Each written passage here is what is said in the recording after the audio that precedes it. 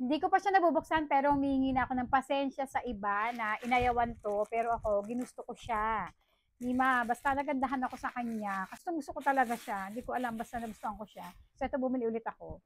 O 'di ba nag-trending 'to dito sa TikTok, inayawan ng karamihan, kung ano-ano ginawa nila rito, pero ako nagustuhan ko siya. Pasensya na po.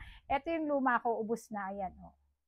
Eto, ang pangit sa kanya, eto ha, to be honest, ang pangit sa kanya kapag ginamit mo siya ng yung tipong dry yung balat mo, ay talagang super duper napakahirap niyang ilihalod sa balat mo.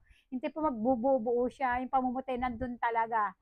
Ako ang technique ko, ginagamit ko siya kapag bagong paligo ako. Tapos kailangan nakagamit na ako ng Belo sunscreen, yun yung unang layer.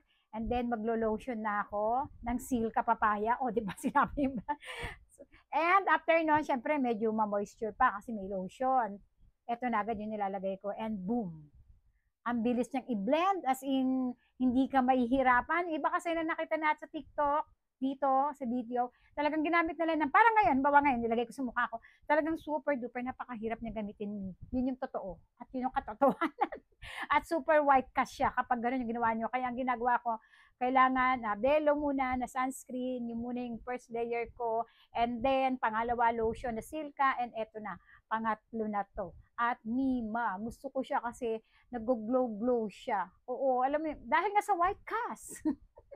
Dahil nga sa white cast. Dati kasi meron ako binibili na ibang sunscreen. Ano nga pangalan nun? Nakalimutan ko. Basta meron nun sa mga mall. Ano nga pangalan? Ginagamit natin dati. Nagalit. Basta yun, medyo mahal yun. Ah, Derm Plus! Oo, yun nga. Medyo mahal yun. So, kasi kaya ko rin ginusto yun. Gawa lang din sa white cast. Sabi ko, ay, okay na to. Dito na ako, medyo mura. So, yan, pasensya na. Uli ha, sa mga may ayaw nito. Gusto ko lang po talaga, pasensya na.